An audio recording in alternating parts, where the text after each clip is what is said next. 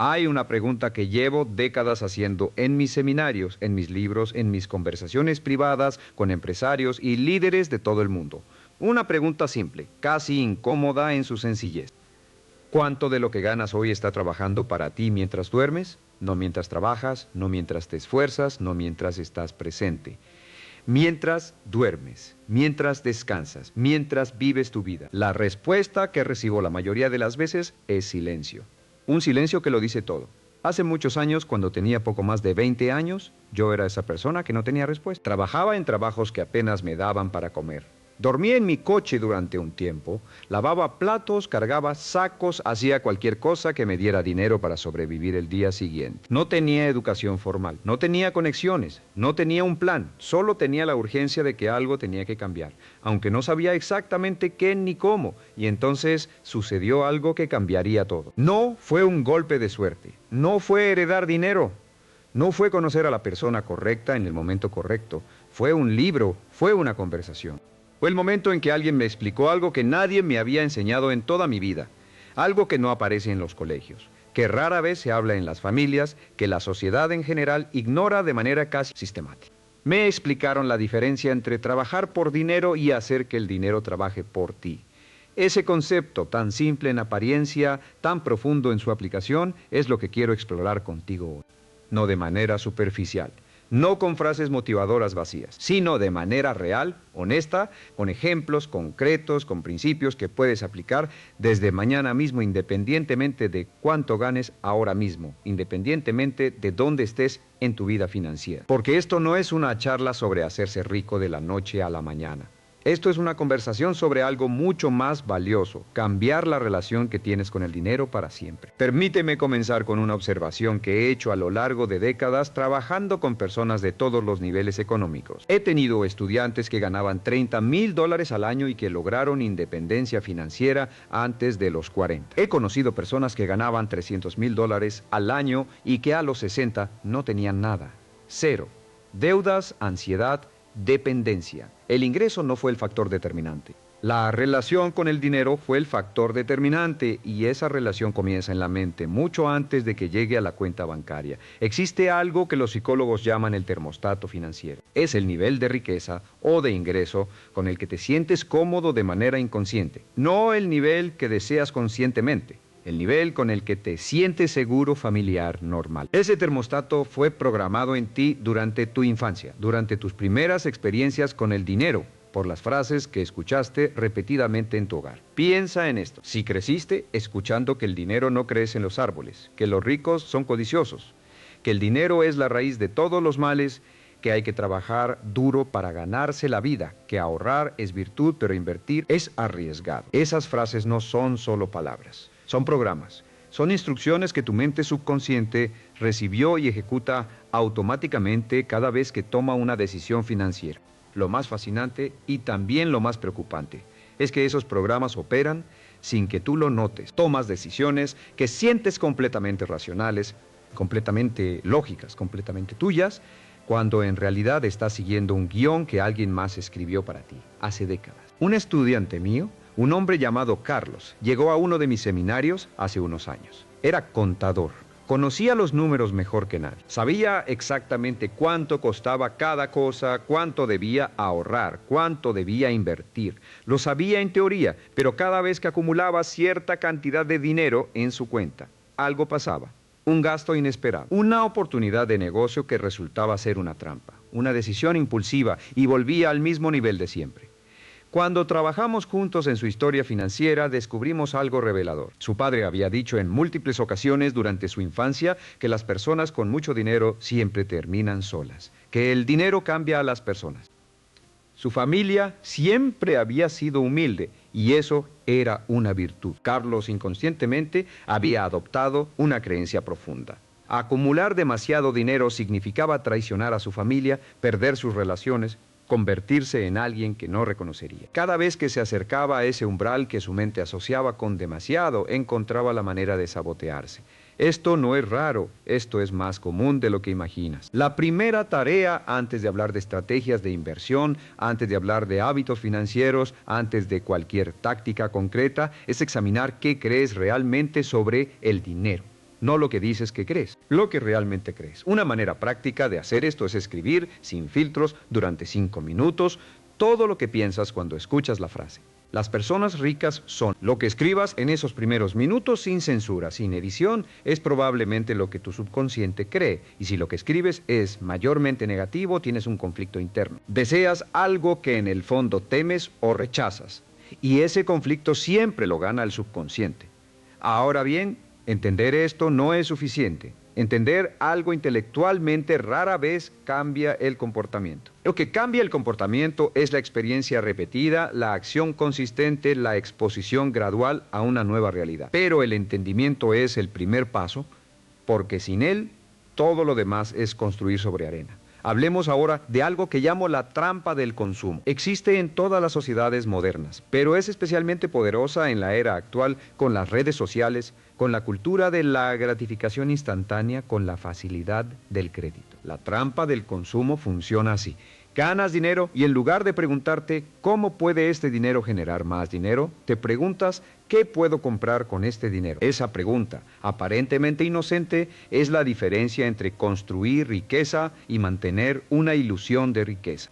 Hay un concepto que Robert Kiyosaki popularizó y que yo he enseñado de distintas maneras a lo largo de los años. La diferencia entre activos y pasivos. Un activo es algo que pone dinero en tu bolsillo. Un pasivo es algo que saca dinero de tu bolsillo. Y la trampa más común, la más disfrazada, es creer que ciertos pasivos son activos. El ejemplo más claro es el automóvil. La mayoría de las personas compra un coche nuevo y lo llama una inversión. No lo es. Un coche nuevo pierde entre el 15 y el 20% de su valor en el momento en que sale del concesionario. Pierde valor cada año. Requiere mantenimiento seguro, combustible. Saca dinero de tu bolsillo constantemente. No es un activo, es un pasivo. Puede ser un pasivo necesario, puede ser un pasivo que justificas completamente, pero llamarlo inversión es un error de vocabulario que tiene consecuencias financieras reales. Lo mismo aplica a muchas otras compras que hacemos convenciéndonos de que son inversiones. La ropa de marca, las vacaciones de lujo cargadas a la tarjeta de crédito, el teléfono último modelo, la membresía del gimnasio que no usas, todos estos son pasivos. Algunos son necesarios, algunos son placenteros, algunos son parte de una vida bien vivida. Pero llamarlos inversiones es mentirse a uno mismo. La mentalidad de riqueza hace una distinción clara y constante entre lo que consume y lo que produce. No significa vivir en austeridad total. No significa privarse de todo placer. Significa ser consciente, deliberado, honesto contigo mismo sobre qué parte de tu dinero está consumiéndose y qué parte está trabajando para ti. Aquí viene algo que he observado repetidamente en personas que construyen riqueza real, no la que se ve desde afuera, sino la que existe en los estados financieros reales. Tienen una regla que aplican antes de cualquier gasto significativo. Se preguntan, ¿esto me acerca a la libertad financiera o me aleja de ella? No es una pregunta que paraliza, es una pregunta que ilumina. No siempre la respuesta cambia la decisión, pero siempre la hace más consciente. Permíteme hablarte ahora sobre uno de los principios más poderosos que conozco en materia financiera. Lo llamo el principio del pago propio primero. Es antiguo, aparece en libros de hace 100 años. George Clason lo describió en El hombre más rico de Babilonia y sin embargo, la gran mayoría de las personas no lo aplica. El principio es simple. Antes de pagar cualquier factura, antes de cubrir cualquier gasto, antes de hacer cualquier compra, aparta un porcentaje de tus ingresos para ti mismo, para tu futuro, para tu libertad. El número que recomiendo comenzar es el 10%. Si ganas 1,000, aparta 100. Si ganas 5,000, aparta 500. Si ganas 10,000, aparta 1,000. Pero aquí está la parte que la mayoría de las personas malentiende. Ese dinero no se toca. No es el fondo de emergencia. No es el dinero para las vacaciones del año que viene. Es el capital semilla de tu independencia financiera. Es el primer soldado de tu ejército financiero. Como todo ejército, empieza pequeño y crece con el tiempo. Recuerdo una conversación que tuve con una mujer en uno de mis seminarios en Ciudad de México.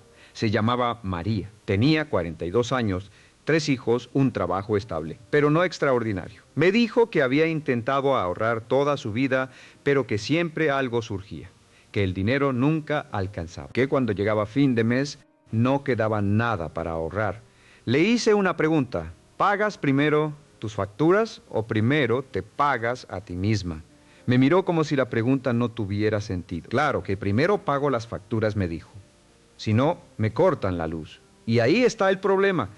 Cuando pagas primero tus facturas, lo que te queda para ti es lo que sobra. Y casi nunca sobra nada, porque los gastos siempre tienden a expandirse para llenar el ingreso disponible. Es una ley casi universal de las finanzas personales. Pero cuando te pagas primero a ti misma, cuando ese 10% desaparece de tu cuenta antes de que puedas gastarlo, algo interesante sucede. Te las arreglas con el 90% restante. No siempre cómodamente al principio, pero te las arreglas. Porque los seres humanos somos extraordinariamente adaptativos cuando no tenemos otra opción. María lo intentó. 6 meses después me escribió. Había ahorrado más en esos 6 meses que en los 5 años anteriores combinados. No porque su ingreso hubiera aumentado, sino porque había cambiado el orden en que tomaba sus decisiones financieras. Ahora bien, ahorrar es necesario, pero no suficiente. El ahorro por sí solo no crea riqueza. El ahorro crea capital, y el capital, cuando se despliega inteligentemente, crea riqueza. Esta es una distinción fundamental que muchas personas no comprenden. Guardar dinero debajo del colchón, o en una cuenta de ahorros que paga el 1% anual cuando la inflación es del 3 o el 4%, no es construir riqueza. Es perder poder adquisitivo lentamente. Es como llenar un balde que tiene un pequeño agujero en el fondo. Puedes seguir llenándolo, pero el nivel nunca sube tanto como esperas. La diferencia está en lo que haces con el capital una vez que lo tienes. Aquí es donde entra uno de los conceptos más poderosos de toda la historia financiera, el interés compuesto. Albert Einstein, según se cuenta, llamó al interés compuesto la octava maravilla del mundo. No sé si realmente lo dijo, pero la frase captura algo profundamente verdadero. El interés compuesto es el proceso por el cual tus ganancias generan ganancias que a su vez generan más ganancias en un ciclo que se acelera con el tiempo de manera casi mágica. Permíteme darte un ejemplo concreto. Si a los 25 años empiezas a invertir $200 al mes en un fondo indexado que históricamente ha rendido alrededor del 8% anual, a los 65 años tendrías aproximadamente $700,000. Habrás aportado de tu bolsillo menos de $100,000 a lo largo de 40 años. El resto, más de $600,000, los habría generado el interés compuesto. Pero si esperas hasta los 35 para empezar con las mismas condiciones, el mismo aporte mensual, el mismo rendimiento, llegarías a los 65 con aproximadamente $300,000, la mitad, por esperar 10 años. Y si esperas hasta los 45, llegarías con alrededor de $120,000, una fracción. El tiempo es el ingrediente más poderoso del interés compuesto. No el talento, no el ingreso, no los contactos. El tiempo, y el tiempo es el único recurso que no puedes recuperar una vez que pasa. Esto es lo que hace que la procrastinación financiera sea tan costosa. Cada mes que pospones empezar a invertir no es solo un mes perdido. Es un mes de crecimiento compuesto que nunca recuperarás. Es como plantar un árbol. El mejor momento para plantarlo era hace 20 años. El segundo mejor momento es hoy. Hablemos ahora de algo que llamo la ilusión del salario. Existe una creencia muy extendida, casi universal, de que la manera de mejorar tu situación financiera es ganar más dinero. Aunque más ingresos ciertamente ayuda, no es la variable más importante. He conocido personas que ganaban salarios extraordinarios y vivían al límite mes a mes. He conocido personas con ingresos modestos que construyeron patrimonios sólidos.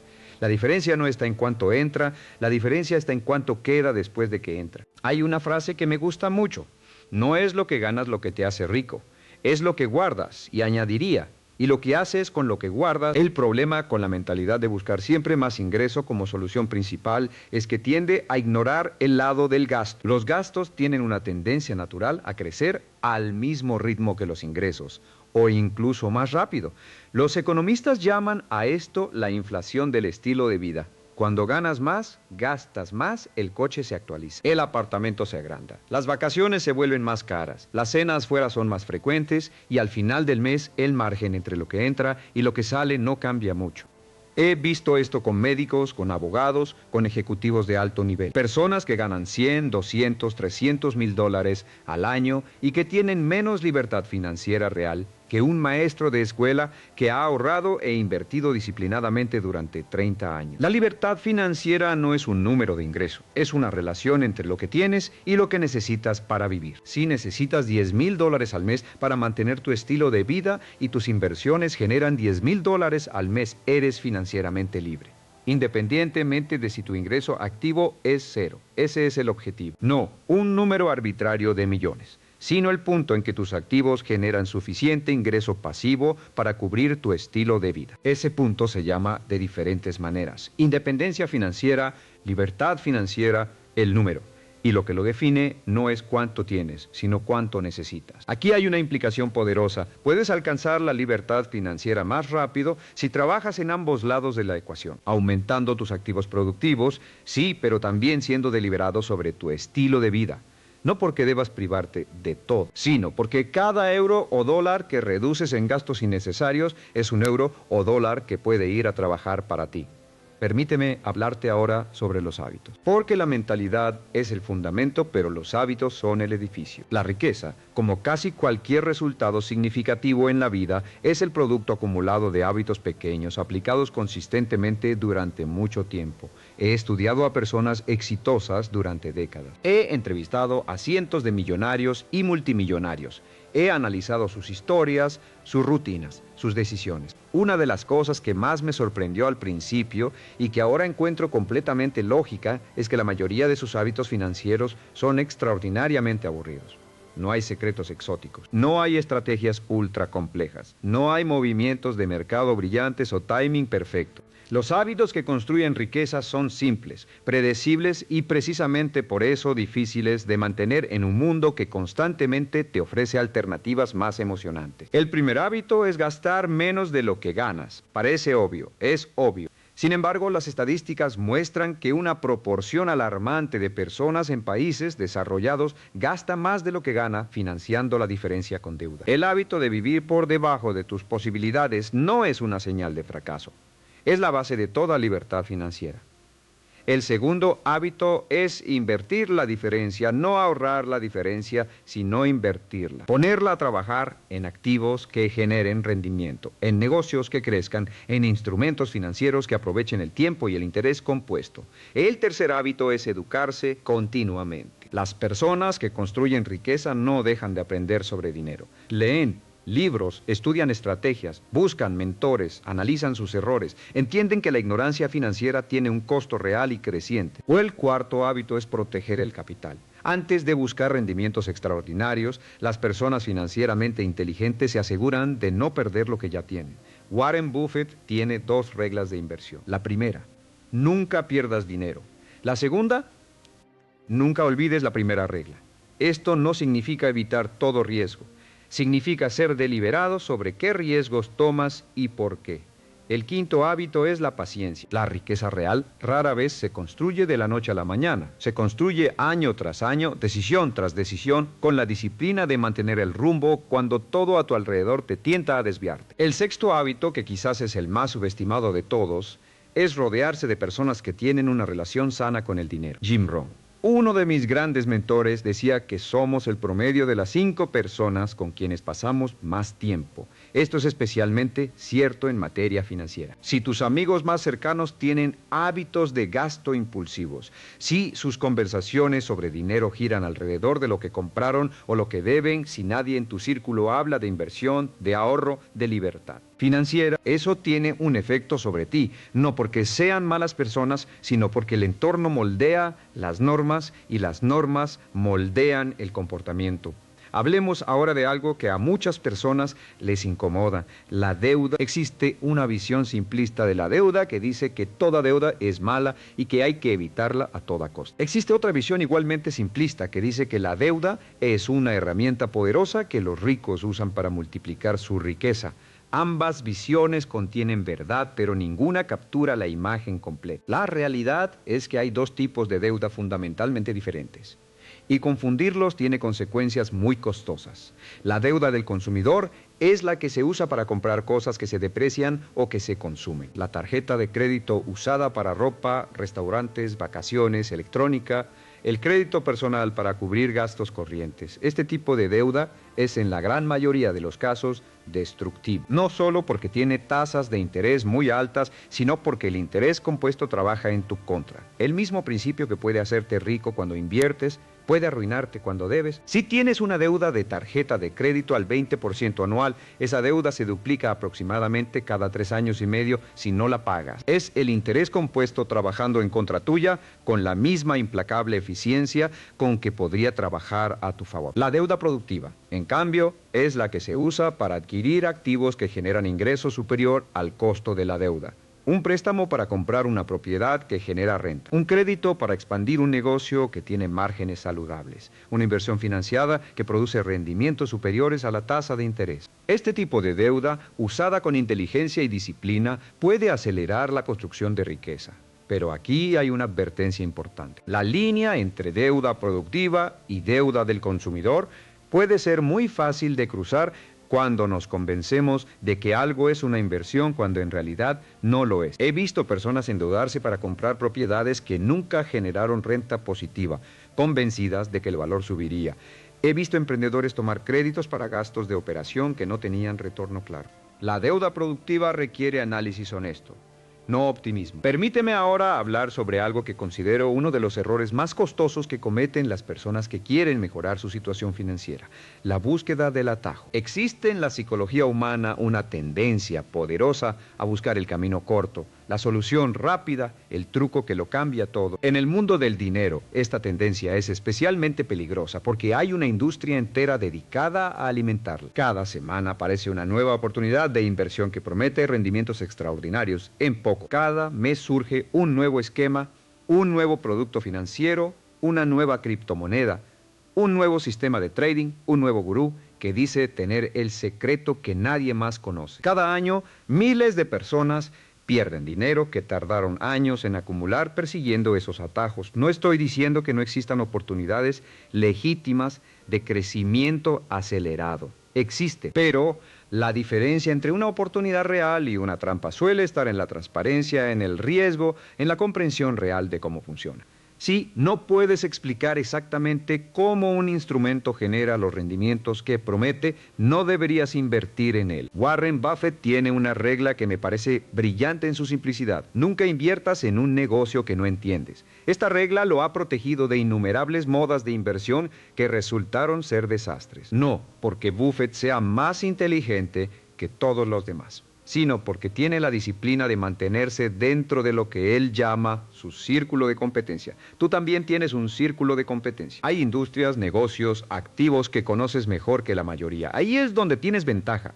Ahí es donde tus decisiones de inversión tienen más probabilidad de ser buenas. Fuera de ese círculo, eres tan novato como cualquier otra persona, independientemente de cuánto dinero tenga. Quiero hablar ahora sobre algo que rara vez se discute en los libros de finanzas personales, pero que en mi experiencia es absolutamente determinante: la relación entre tu valor de mercado y tu ingreso. Existe una ley económica casi universal: las personas ganan dinero en proporción directa al valor que crean para otros, no en proporción a cuánto se esfuerzan, en proporción al valor que crean. Un médico especialista gana más que un médico general, no porque trabaje más horas, sino porque el valor que crea por hora es mayor. Un abogado que gana $100, la hora gana más que uno que gana 20, no porque sea más trabajador, sino porque su conocimiento, su reputación, su especialización le permiten crear más valor por unidad de tiempo. Esto tiene una implicación poderosa. Una de las mejores inversiones que puedes hacer es invertir en ti mismo,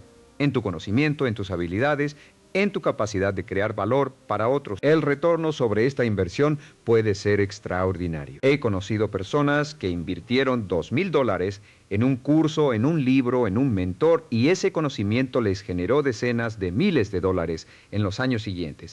He conocido otras que invirtieron en desarrollar una habilidad específica y vieron su ingreso multiplicarse por 2, por 3, por 5 en un periodo relativamente corto. La inversión en conocimiento siempre paga el mejor interés. Benjamin Franklin lo dijo hace siglos y sigue siendo verdad hoy, quizás más que nunca en una economía donde el conocimiento es el activo más valioso. Pero hay una advertencia aquí también: no toda educación tiene el mismo retorno. No todo curso, no todo libro, no todo mentor vale lo mismo. La clave está en invertir en conocimiento que sea directamente aplicable a la creación de valor en el mercado. Conocimiento que puedas usar para ganar más, para crear mejores productos o servicios, para resolver problemas que otros están dispuestos a pagar por resolver. Permíteme ahora explorar algo que llamo la paradoja del riesgo.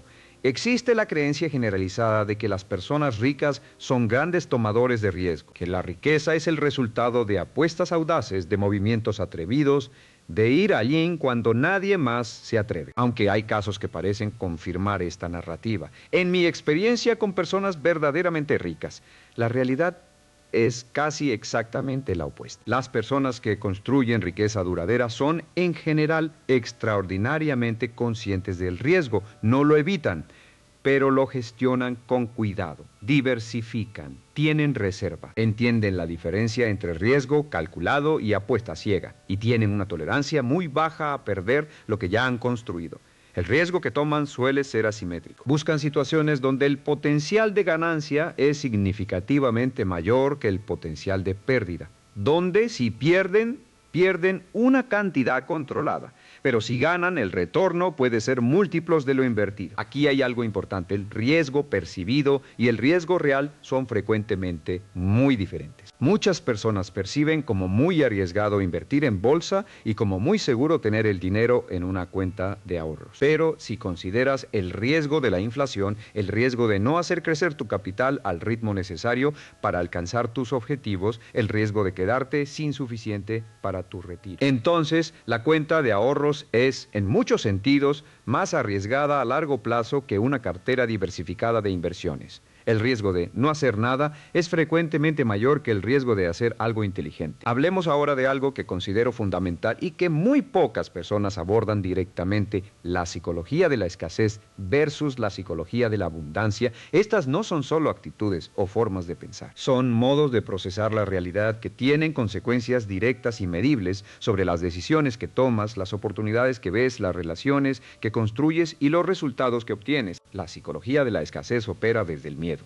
desde la creencia de que los recursos son limitados, de que si alguien más gana, tú pierdes, de que el éxito de otros es una amenaza a tu propio éxito. Desde esta perspectiva, el dinero es algo que hay que agarrar y retener, porque en cualquier momento puede desaparecer. Las decisiones se toman desde la defensiva, desde la protección, desde el miedo a perder. La psicología de la abundancia opera desde una realidad diferente. No desde la ingenuidad de creer que los recursos son infinitos, sino desde la comprensión de que hay suficiente para todos los que están dispuestos a crear valor, a colaborar, a innovar. Desde esta perspectiva, el éxito de otros es inspirador, no amenazante. Las oportunidades son abundantes para quien sabe verlas. Las decisiones se toman desde la confianza, desde la visión, desde la pregunta: ¿cómo puedo crear más valor?, en lugar de cómo me protejo de perder lo que tengo. No estoy romantizando la mentalidad de abundancia como si fuera una varita mágica. No lo es, pero sí tiene efectos prácticos muy reales. Las personas con mentalidad de abundancia tienden a tomar más iniciativa, a buscar más colaboraciones, a ver más oportunidades, a persistir más ante los obstáculos. Estos comportamientos acumulados en el tiempo producen resultados muy diferentes.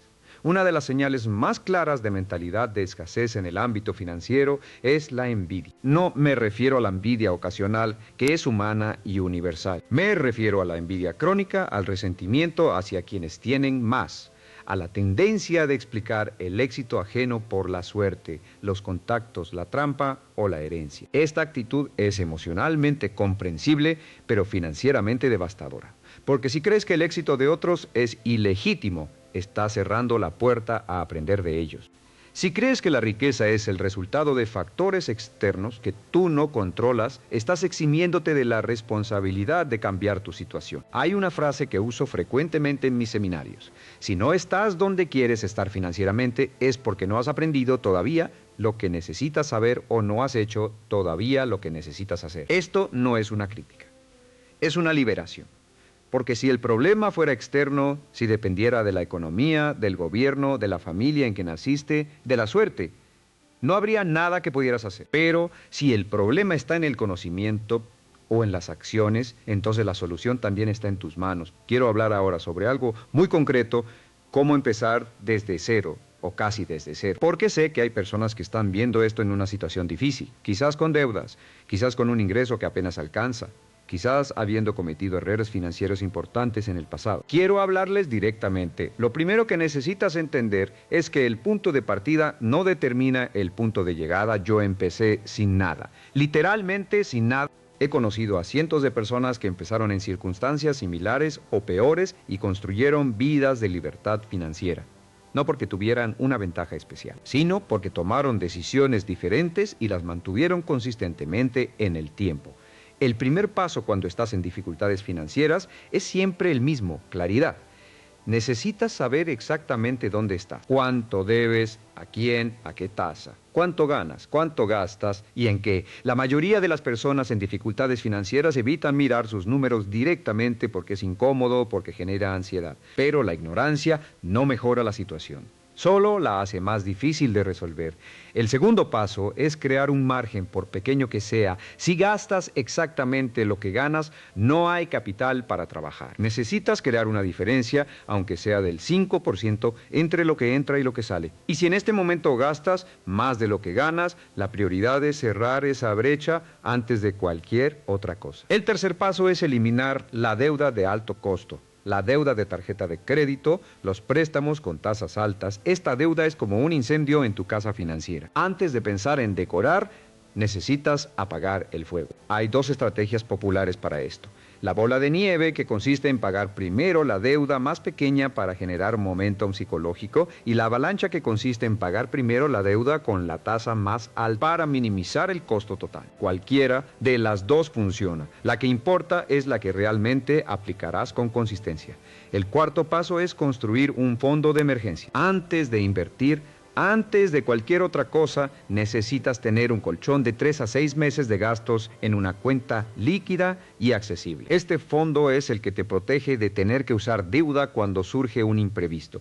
Es el que te permite tomar decisiones desde la calma en lugar de desde la desesperación. Sin este fondo, cualquier emergencia puede destruir el progreso que has hecho. El quinto paso, una vez que tienes margen, una vez que la deuda de alto costo está bajo control, una vez que tienes el fondo de emergencia, es empezar a invertir, aunque sea poco, aunque parezca insignificante, porque lo que importa al principio no es la cantidad. Lo que importa es el hábito, es la identidad que estás construyendo, la de una persona que invierte, la de una persona que hace que su dinero trabaje para ella. Hay algo que he observado a lo largo de los años que me parece profundamente importante.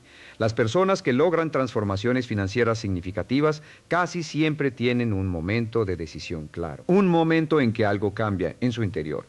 No siempre es un evento dramático, a veces es una conversación, a veces es un libro. A veces es ver la situación de alguien cercano y decidir que no quieren ese futuro para ellos mismos. Ese momento de decisión no es suficiente por sí solo, pero es necesario, porque sin él el conocimiento queda en el plano intelectual y nunca se convierte en acción. La decisión es el puente entre saber y hacer. ¿Has tenido ese momento? ¿O estás todavía esperando que las circunstancias cambien por sí solas? Hablemos ahora de algo que me parece fascinante y que tiene implicaciones profundas para la manera en que pensamos sobre el trabajo y el dinero. Existe en nuestra cultura una glorificación del trabajo duro que, llevada al extremo, se convierte en una trampa. El trabajo duro es necesario, es esencial. No estoy cuestionando eso, pero existe una diferencia fundamental entre trabajar duro en la dirección correcta y trabajar duro sin una estrategia clara. El primero construye, el segundo agota. He conocido a personas que trabajaban 70, 80 horas a la semana durante décadas y que nunca lograron independencia financiera. He conocido a otras que trabajaban 40 horas a la semana, pero con una claridad estratégica sobre cómo cada hora de trabajo contribuía a sus objetivos de largo plazo y que lograron libertad financiera en la mitad del tiempo. La diferencia no estaba en la cantidad de trabajo. Estaba en la calidad del pensamiento detrás del trabajo. Existe una pregunta que hago regularmente en mis programas y que invito a que te hagas ahora mismo. ¿Cuál es la actividad de mayor valor que puedes hacer en este momento para mejorar tu situación financiera? No la más urgente, no la más cómoda. La de mayor valor para algunas personas, esa actividad es aprender una nueva habilidad que aumente su ingreso. Para otras es analizar sus gastos y encontrar dónde pueden crear margen. Para otras es estudiar opciones de inversión. Para otras es tener una conversación difícil sobre dinero con su pareja. Para otras es buscar un mentor o una comunidad que las impulse hacia adelante. La respuesta es diferente para cada persona, pero la pregunta es la misma. Hacerla regularmente con honestidad y actuar sobre la respuesta es uno de los hábitos más poderosos que conozco. Permíteme hablar ahora sobre las inversiones en términos más concretos. Sé que mucha gente tiene confusión sobre por dónde empezar, qué elegir, cómo no cometer errores costosos. Voy a darte una perspectiva general que espero que sea útil, aunque siempre recomiendo buscar asesoría profesional para decisiones específicas. La primera categoría de inversión que recomiendo para la mayoría de las personas, especialmente al principio, son los fondos indexados de bajo costo. Un fondo indexado es simplemente un fondo que replica el comportamiento de un índice bursátil, como el S&P 500 en Estados Unidos o equivalentes en otros países. No intenta superar al mercado, solo sigue al mercado. Aquí hay algo que contradice la intuición de muchas personas, la gran mayoría de los gestores de fondos activos, personas que se pasan el día analizando acciones y tomando decisiones de inversión, no logran superar consistentemente al mercado en el largo plazo. Después de comisiones, la mayoría queda por debajo del rendimiento del índice que intentan superar. Esto significa que para la mayoría de los inversores individuales, la estrategia más inteligente no es buscar al gestor brillante que va a elegir las acciones ganadoras. Es simplemente comprar el mercado completo a través de un fondo indexado, pagar las comisiones más bajas posibles y mantener esa inversión durante décadas, dejando que el interés compuesto haga su trabajo. Esta estrategia es aburrida.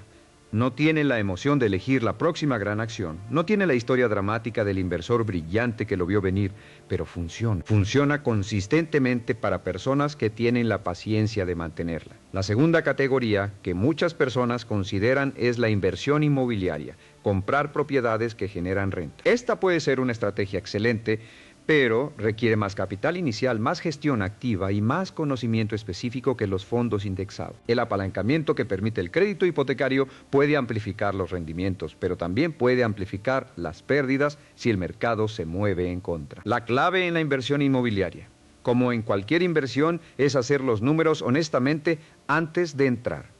No basarse en el optimismo de que el valor siempre sube, sino asegurarse de que la propiedad genera flujo de caja positivo, incluso en escenarios conservadores. La tercera categoría es la inversión en negocios propios o en participaciones de negocios. Esta puede tener los rendimientos más altos de todas, pero también los riesgos más altos. La mayoría de los negocios fracasan en los primeros años, pero los que sobreviven y prosperan pueden crear riqueza de una manera que ninguna otra inversión puede igualar. Si tienes habilidades, conocimiento y pasión en un área específica, construir un negocio puede ser el camino más directo hacia la libertad financiera. Pero requiere trabajo, paciencia, resiliencia y la capacidad de aprender de los fracasos sin dejarte destruir por ellos. Quiero hablar ahora sobre algo que considero uno de los temas más importantes y menos discutidos en la educación financiera: la relación entre el dinero y el tiempo. Vivimos en una cultura que mide el éxito en términos de dinero. ¿Cuánto ganas? ¿Cuánto tienes? ¿Cuánto vale tu empresa? Aunque el dinero es importante, hay algo que el dinero puede comprar que es infinitamente más valioso que cualquier bien material: el tiempo. La libertad financiera, en su esencia más profunda, no es sobre el dinero, es sobre el tiempo. Es sobre tener la opción de decidir cómo pasas tus horas, tus días, tus años. Es sobre no estar atado a un trabajo que odias por necesidad económica. Sobre poder estar presente para las personas que amas sin la ansiedad constante del dinero. He conocido a personas muy ricas que no tienen tiempo, que trabajan 80 horas a la semana gestionando sus negocios e inversiones, que no pueden tomarse vacaciones sin que todo se derrumbe, que tienen todo el dinero que necesitan, pero no la libertad de usarlo como quieren. Eso no es libertad financiera, es una jaula de oro. La verdadera meta, la que merece la pena perseguir, es la combinación de recursos suficientes y tiempo libre para usarlos. Eso requiere construir sistemas, construir activos que funcionen sin tu presencia constante, crear fuentes de ingreso que no dependan directamente de tus horas de trabajo. Esto es lo que significa hacer que el dinero trabaje para ti, no solo que tus inversiones generen rendimiento, sino que hayas construido una vida donde tienes opciones, donde el dinero es un instrumento de tu libertad, no el dueño de tu tiempo. Permíteme ahora hablar sobre algo que llamo el costo de la comodidad. Existe Una zona de confort financiera que es muy seductora y muy peligrosa al mismo tiempo. Es el punto donde tienes suficiente para estar cómodo, donde la presión inmediata no es tan intensa, donde puedes vivir sin grandes privaciones. Y en ese punto, para muchas personas, la urgencia de mejorar disminuye. El problema es que la comodidad tiene un costo. El costo de no crecer, el costo de no aprender, el costo de no construir. Y ese costo no se siente hoy, se siente dentro de 10, 20, 30 años cuando las circunstancias cambian y descubres que no has construido la seguridad que creías tener. La economía cambia, las industrias se transforman, los trabajos desaparecen, la salud puede deteriorarse. Los planes pueden fallar. La persona que ha construido activos, que ha diversificado sus fuentes de ingreso, que ha invertido en su propio crecimiento, está en una posición fundamentalmente diferente ante estos cambios que la persona simplemente ha mantenido el status quo. La comodidad es un lujo que puedes permitirte cuando tienes libertad financiera real. Antes de eso, es un riesgo. Quiero compartir contigo una reflexión que ha guiado mucho de mi propio pensamiento sobre el dinero y la vida. Existe una pregunta que me hago regularmente y que creo que tiene un poder transformador. ¿Qué haría con mi tiempo si el dinero no fuera un factor limitante? Esta pregunta no es solo un ejercicio de fantasía, es una brújula. Porque la respuesta te dice hacia dónde quieres dirigirte. Te dice qué valoras realmente. Y te da una imagen del futuro que puede servir como motivación para las decisiones difíciles del presente. Cuando tienes claridad sobre ese futuro que deseas, las decisiones financieras del presente se vuelven más fáciles, no más cómodas, pero sí más claras. Cuando sabes exactamente por qué estás ahorrando, por qué estás invirtiendo, por qué estás diciendo no a ciertos gastos, esas decisiones dejan de sentirse como privaciones y empiezan a sentirse como pasos hacia algo que importa. La motivación más poderosa no es el miedo a la pobreza, es la visión de la libertad. Y esa visión necesita ser concreta, específica, vívida. No solo quiero ser rico, sino a los 50 años quiero poder trabajar en lo que me apasiona, tener tiempo para mis hijos, viajar 3 meses al año y no tener que revisar el precio antes de tomar decisiones cotidianas. Ese nivel de especificidad convierte un deseo vago en un objetivo real. Y los objetivos reales generan planes reales. Y los planes reales, ejecutados con disciplina, generan resultados reales. Hablemos ahora de algo que me parece crucial en el mundo actual: la importancia de diversificar no solo las inversiones, sino también las fuentes de ingreso. Existe un riesgo enorme en depender de una sola fuente de ingreso. Si esa fuente desaparece por despido, por enfermedad, por cambios en el mercado, todo tu edificio financiero se tambalea. La pandemia de 2009 fue un ejemplo brutal de esto. Millones de personas que dependían de un solo trabajo, de un solo negocio, se encontraron de repente sin ingreso. Las personas que tenían múltiples fuentes de ingreso, aunque algunas se vieran afectadas, tenían más estabilidad, tenían opciones, tenían tiempo para adaptarse. ¿Cuántas fuentes de ingreso tienes hoy? Sí, la respuesta es una. Eso es un riesgo que merece atención. No estoy diciendo que debas tener 10 fuentes de ingreso mañana, pero sí que deberías tener un plan para diversificar gradualmente. Las fuentes de ingreso adicionales pueden venir de muchos lugares. Un negocio secundario relacionado con tus habilidades, inversiones que generan dividendos o renta, contenido digital que genera ingresos pasivos, consultoría o asesoría en tu área de experticia. Propiedad intelectual como libros, cursos, patentes. Cada fuente adicional de ingreso no solo te da más dinero, te da más seguridad, te da más opciones, te da más libertad. Permíteme hablar ahora sobre algo que he observado en prácticamente todas las personas que han logrado transformaciones financieras significativas: la importancia de los modelos a seguir. Cuando no tienes ejemplos cercanos de personas que hayan construido riqueza de manera ética e inteligente, es muy difícil creer que tú puedes hacerlo. La mente busca evidencia de lo que es posible. Si todo lo que ves a tu alrededor son personas que luchan financieramente, tu mente concluye que eso es lo normal, lo inevitable, lo que te espera a ti también. Por eso es tan importante buscar activamente modelos a seguir, personas que hayan logrado lo que tú quieres lograr, que hayan empezado desde circunstancias similares a las tuyas, que lo hayan hecho de manera que tú respetas y admiras. Estos modelos no necesitan ser personas que conozcas personalmente, pueden ser biografías, pueden ser libros, pueden ser entrevistas y conferencias. La mente aprende de los ejemplos, y los ejemplos correctos amplían lo que crees posible para ti mismo. Cuando yo era joven y no tenía nada, empecé a leer sobre personas que habían construido riqueza desde algo sucedió en mi interior. No fue que de repente supe exactamente qué hacer, fue que empecé a creer que era posible, que si ellos podían, quizás yo también podía. Esa creencia, ese pequeño cambio en lo que consideraba posible, fue el primer domino que cayó. Quiero hablar ahora sobre la relación entre el dinero y las relaciones personales, porque es un tema que frecuentemente se ignora en la educación financiera, pero que tiene un impacto enorme en los resultados financieros.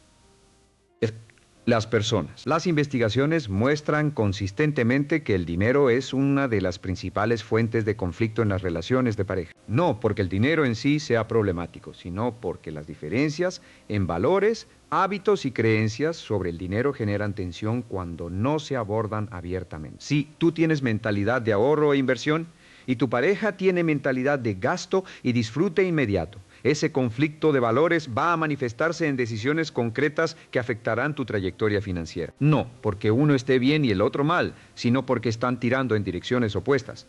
La solución no es fácil, pero es necesaria. Hablar abiertamente sobre dinero, sobre objetivos, sobre valores, sobre miedos, sobre el futuro que ambos quieren construir. Estas conversaciones son incómodas, pero son infinitamente menos costosas que evitarlas y dejar que el conflicto se resuelva por sí solo, generalmente de maneras que dañan tanto la relación como las finanzas. En un sentido más amplio, las personas con quienes te asocias, tus amigos, tus colegas, tu comunidad, tienen una influencia sobre tus hábitos financieros que es difícil de sobreestimar. Si tu grupo social normaliza el gasto impulsivo, la deuda irresponsable, la ausencia de planificación financiera, esas normas ejercen presión sobre ti aunque no lo notes. Buscar comunidades, aunque sean virtuales, de personas que comparten tus objetivos financieros, que se apoyan mutuamente en el camino hacia la independencia financiera, puede ser extraordinariamente valioso. No para juzgar a los demás, sino para rodearte de las normas y los ejemplos correctos. Permíteme ahora hablar sobre algo que llamo el principio de la revisión regular. Una de las diferencias más consistentes que he observado entre personas que progresan financieramente y las que no, es la práctica de revisar regularmente su situación financiera. No de manera obsesiva, no revisando el saldo de la cuenta cada hora, sino de manera deliberada y periódica. Una vez al mes, revisar los gastos del mes anterior. ¿Dónde fue el dinero? ¿Estuvo alineado con mis valores y objetivos? ¿Hay algo que cambiaría? Una vez al trimestre, revisar el progreso hacia los objetivos de inversión. ¿Estoy en camino? ¿Necesito ajustar algo? Una vez al año, revisar el panorama completo, el patrimonio neto, las fuentes de ingreso, los objetivos de largo plazo, la estrategia de inversión. Este hábito de revisión tiene varios efectos poderosos. Primero, mantiene la conciencia. Lo que se mide, se gestiona. Si no miras tus números, tiendes a vivir en la ilusión de que todo está bien, incluso cuando no lo está. Segundo, te permite detectar problemas temprano antes de que se conviertan en crisis. Tercero, te da la satisfacción de ver el progreso, que es un motivador poderoso para continuar. Muchas personas evitan revisar sus finanzas porque les genera ansiedad. Entiendo eso, pero la ansiedad de no saber es siempre mayor a largo plazo que la ansiedad de enfrentar la realidad. La claridad, incluso cuando es incómoda, siempre es mejor que la ignorancia. Quiero hablar ahora sobre algo que considero uno de los principios más importantes y menos intuitivos de la construcción de riqueza. La paciencia estratégica. Vivimos en una época de gratificación instantánea. Todo está disponible ahora.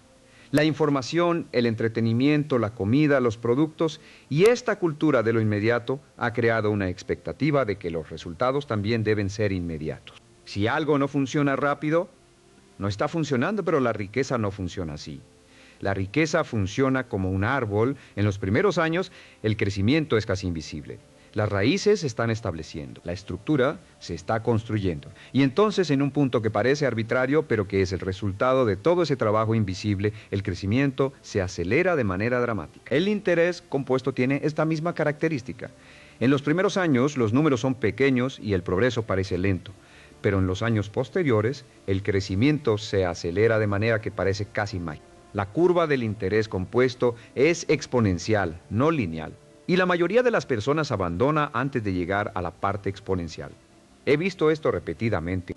Personas que empiezan a invertir con entusiasmo, que mantienen el hábito durante 1 o 2 años, que ven un crecimiento modesto y concluyen que no está funcionando, que hay algo mejor, que deberían probar otra estrategia. Abandonan justo cuando el tiempo estaba empezando a trabajar a su favor.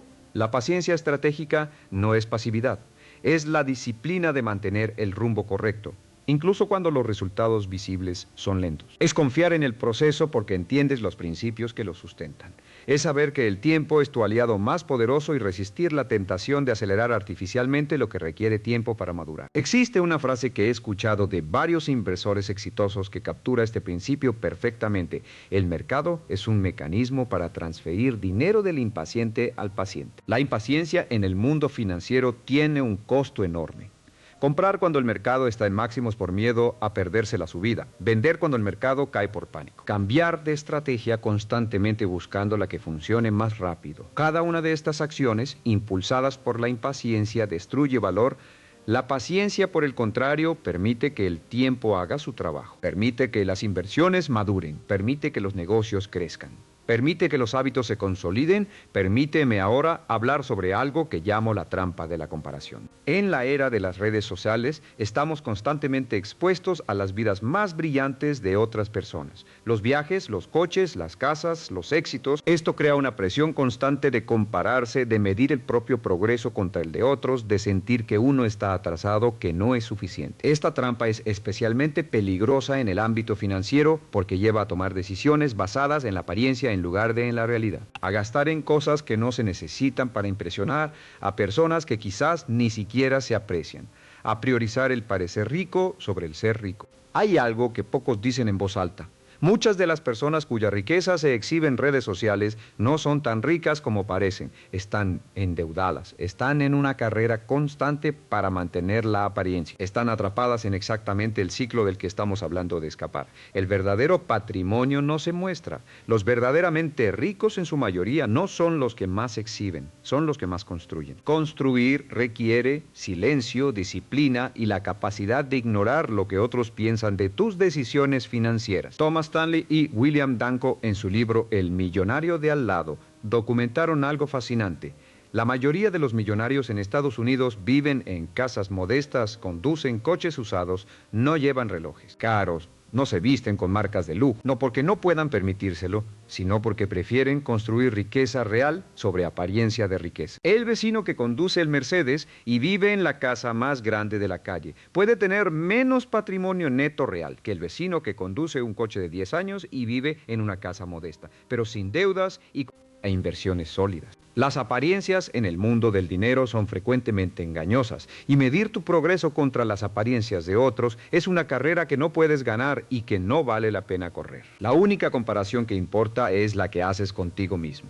¿Estás mejor hoy que hace un año? ¿Tienes más activos, menos deudas, mejores hábitos, mayor claridad? Esa es la métrica que importa. Quiero hablar ahora sobre algo que llamo el poder de los pequeños comienzos. Existe una tendencia a esperar el momento perfecto para empezar, el momento en que el ingreso sea suficiente, el momento en que la deuda esté bajo control, el momento en que haya más claridad sobre qué hacer. Y ese momento perfecto rara vez llega. Los pequeños comienzos tienen un poder que subestimamos constantemente, no porque los resultados inmediatos sean grandes, sino porque establecen la identidad, el hábito, la dirección.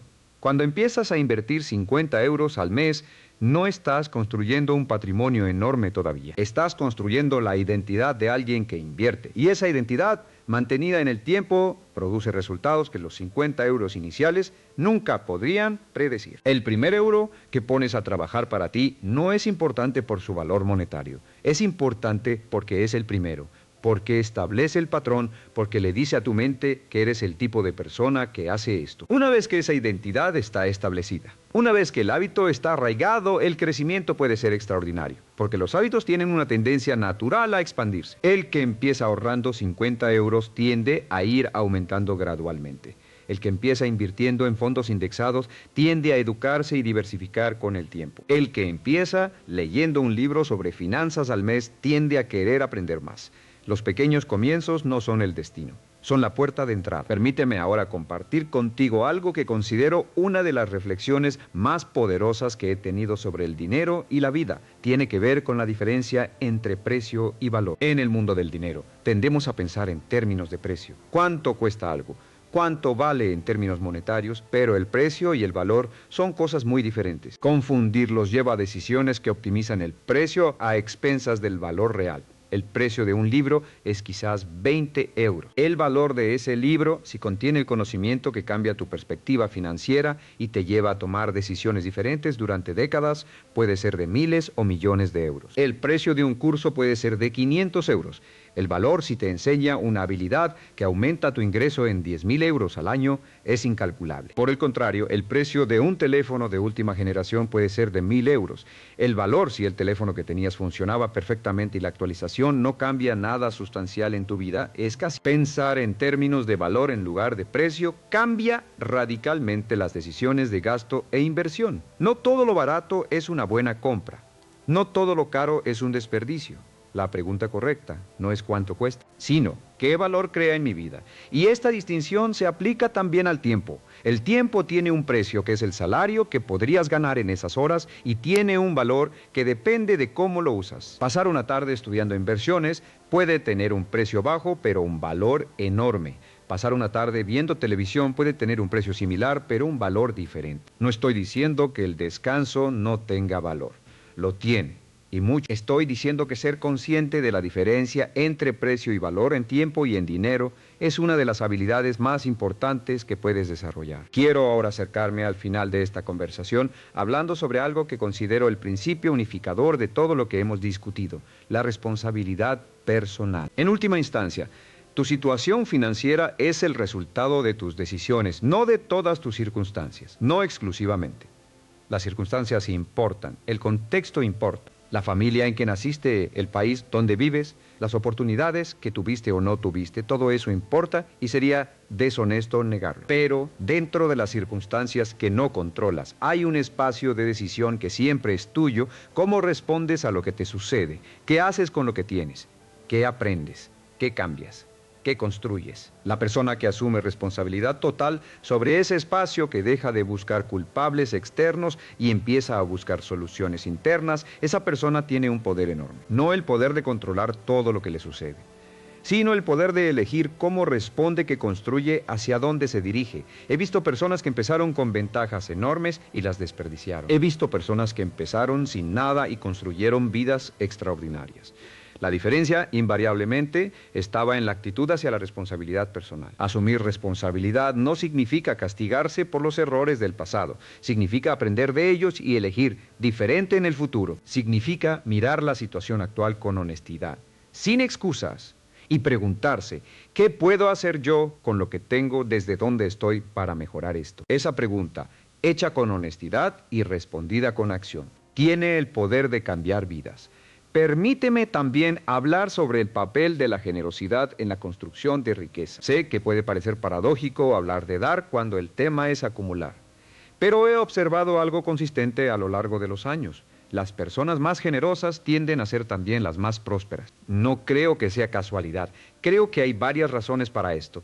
Primero, la generosidad es una expresión de mentalidad de abundancia. Dar desde la convicción de que hay suficiente, de que dar no te empobrece, sino que amplía tu capacidad de recibir, es una actitud que se manifiesta en todas las áreas de la vida. Segundo, la generosidad crea conexiones. Las personas que dan, que contribuyen, que crean valor para otros sin esperar retorno inmediato, tienden a construir redes de relaciones profundas y leales que con el tiempo crean oportunidades que no podrían haber planificado. Tercero, la generosidad te recuerda el propósito detrás del dinero. El dinero no es el fin, es un medio. Un medio para vivir bien, para crear seguridad, para tener opciones, para contribuir al bienestar de otros. ¿Cuándo das? Cuando ves el impacto que tu dinero puede tener en la vida de otra persona. El dinero cobra un significado que va más allá de los números. No estoy diciendo que debas dar hasta el punto de comprometer tu propia seguridad financiera. Estoy diciendo que incluir la generosidad en tu plan financiero, aunque sea en pequeña medida, tiene efectos que van mucho más allá del dinero que das. Muchas tradiciones financieras recomiendan dar el 10% de los ingresos. Yo no voy a prescribir un porcentaje específico. Que sí diría es que cualquier cantidad que des con intención genuina, con la actitud correcta, tiene un valor que supera su valor monetario. Permíteme ahora hacer una síntesis de los principios más importantes que hemos explorado hoy.